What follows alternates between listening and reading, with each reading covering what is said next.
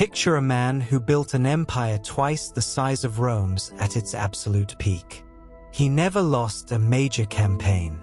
His name still makes people flinch, 800 years later. Now answer this for me. What did he believe in? Not what did he conquer. Not how many cities burned. What did he think? What was his idea of a good life, a just society, a meaningful death? If you're drawing a blank, that's not a gap in your history knowledge. That's the actual story. And it's a more interesting one than the battles. This is a video about Genghis Khan, born Temujin, somewhere around 1162, on the Mongolian steppe. But honestly, it's not really about him specifically. It's about a question that applies to a whole category of history's most powerful people. What happens when someone reshapes the entire world and doesn't leave behind a single idea worth remembering? We're going to look at how Genghis Khan built the largest contiguous land empire humans have ever created. We're going to look at why, despite that staggering scale, he's remembered almost purely as a force of conquest, not a thinker. And then we're going to hold him up next to a few rulers who did leave philosophical fingerprints on history, so we can actually see the difference. Because here's the thing nobody tells you when you're a kid learning about empires. Power and wisdom are not the same axis.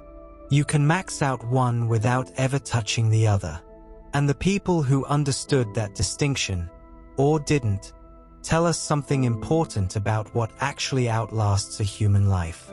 Temujin's childhood reads like something designed to break a person. His father was poisoned by a rival tribe when Temujin was around 9. His family was abandoned by their own clan and left to survive alone on the steppe, which, in 12th century Mongolia, was close to a death sentence. There are accounts of the family eating roots and marmots to survive. Temujin killed his own half-brother in a dispute over food.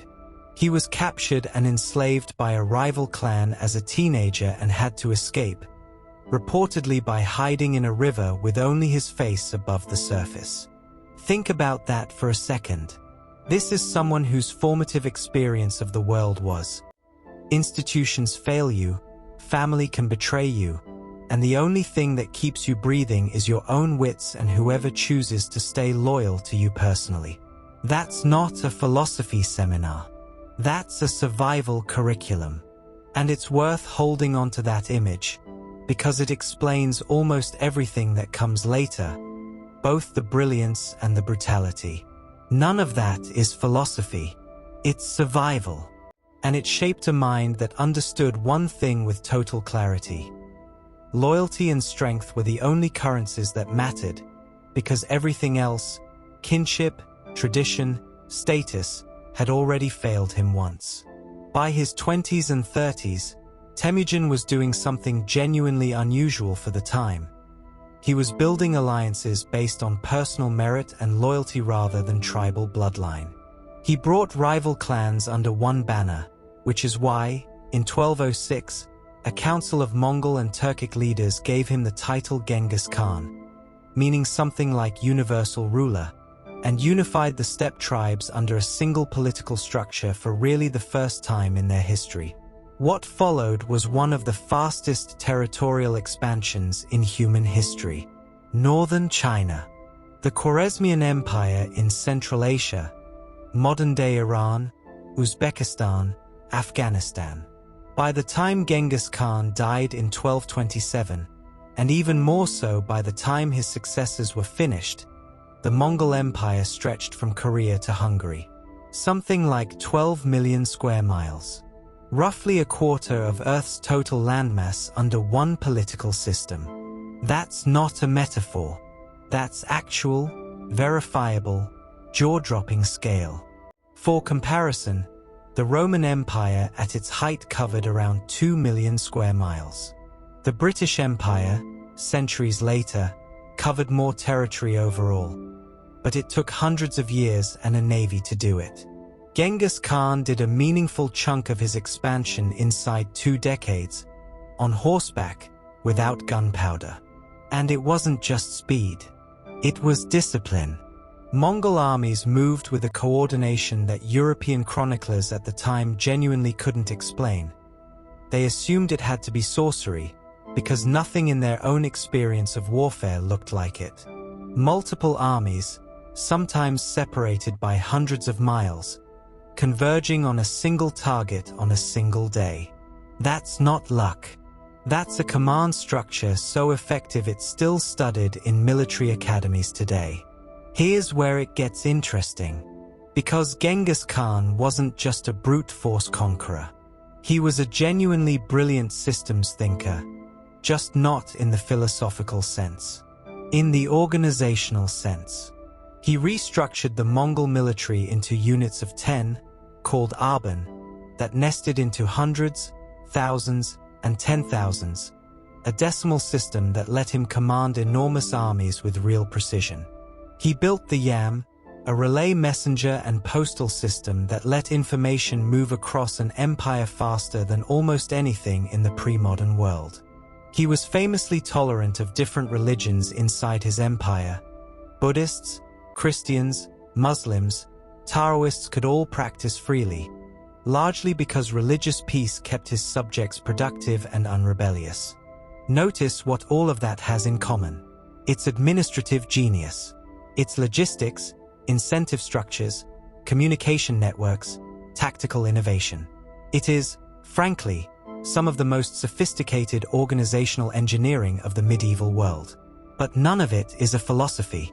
None of it is an answer to the question, what should a human life be for? There's no Mongol equivalent of the Analects. No step version of Stoic ethics. No treatise on justice, virtue, or the nature of a good ruler that survives Genghis Khan the way Marcus Aurelius's private journal survives him, almost by accident, nearly 2,000 years later. There is one text worth mentioning, The Secret History of the Mongols, likely composed shortly after his death. But it's a chronicle, a dramatized account of his life and rise, not a philosophical work. It tells you what he did. It doesn't really tell you what he thought a well-lived life looked like, beyond loyalty, strength, and victory. And that's not an accident of missing records. It's a reflection of what the man actually optimized for.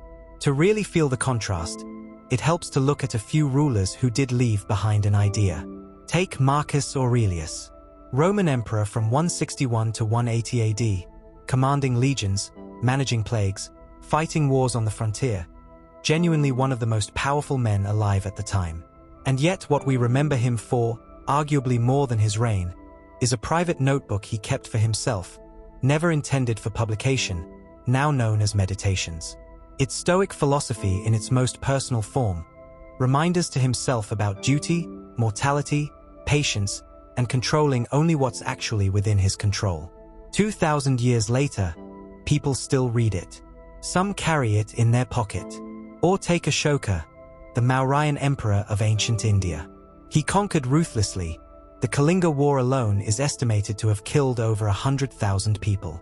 But afterward, something shifted. He converted to Buddhism and spent the rest of his reign carving edicts into stone pillars across the subcontinent. Messages about nonviolence, religious tolerance, and welfare for his subjects. Whether that was pure conviction or convenient legitimacy is genuinely debated by historians. But either way, he left behind an ethical framework. A recorded idea about how power should behave. There's a third useful comparison, and it's a slightly different flavor, Julius Caesar. Caesar wasn't a philosopher either. Nobody's putting commentaries on the Gallic War next to Meditations as a work of ethics.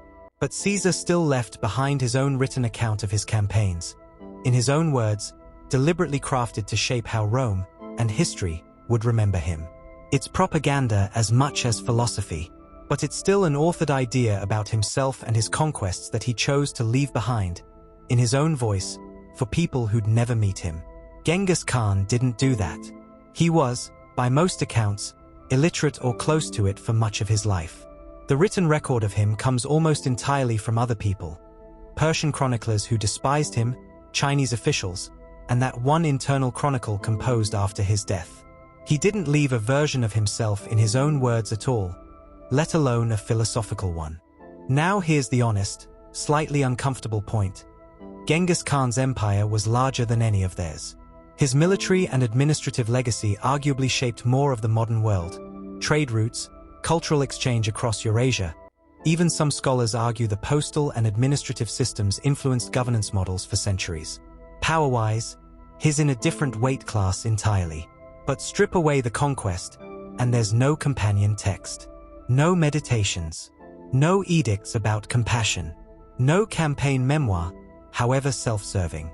What's left is a military and political machine, extraordinarily effective, brutally efficient, with no accompanying account of why any of it should matter beyond dominance itself. That's not a moral judgment on the man, given the world that made him. It's just an observation about what got left behind. So why does this matter, 8 centuries later, to anyone who isn't a history buff? Because it points to something almost every era rediscovers the hard way. Power and legacy are not the same thing, and they don't automatically produce each other. You can dominate every square mile in front of you and still leave nothing behind that helps another human being live better after you're gone. And conversely, some of history's most quietly influential people never conquered anything. Confucius never ruled a kingdom. He wandered from court to court largely unemployed, by most accounts. But his ideas about duty, relationships, and social harmony shaped how entire civilizations governed themselves for 2,000 years. Genghis Khan changed who held power across half the known world. Marcus Aurelius, Ashoka, Confucius changed how people thought about power, what it was for, what it owed the people underneath it. One kind of impact reshapes a map for a generation or two before new borders get drawn.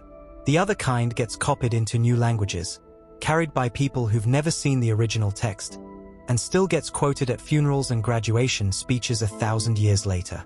That's really the split we're pointing at today. Not was Genghis Khan bad or good. That's a different, much longer conversation. But what kind of legacy actually survives contact with time? Stone pillars erode. Armies disband. Empires fracture.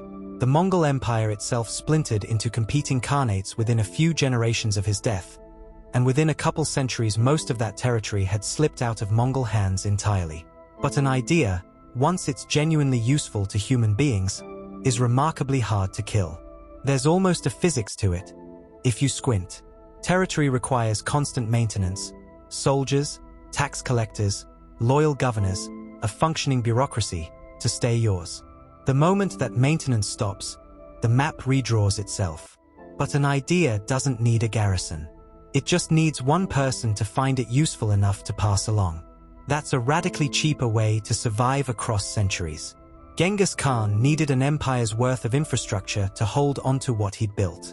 Marcus Aurelius needed one manuscript that happened to survive a library fire. So, back to that question from the beginning. What did Genghis Khan believe in? The honest answer is loyalty, strength, and the idea that a fractured, dying by inches people could become the most powerful force on earth if someone organized them well enough.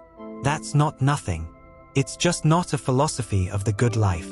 It's a philosophy of winning. It's worth saying, this isn't really an anti-Genghis Khan video, or a pro-philosopher one. Plenty of people who left behind beautiful ideas did far less good for the actual humans living under them than they should have.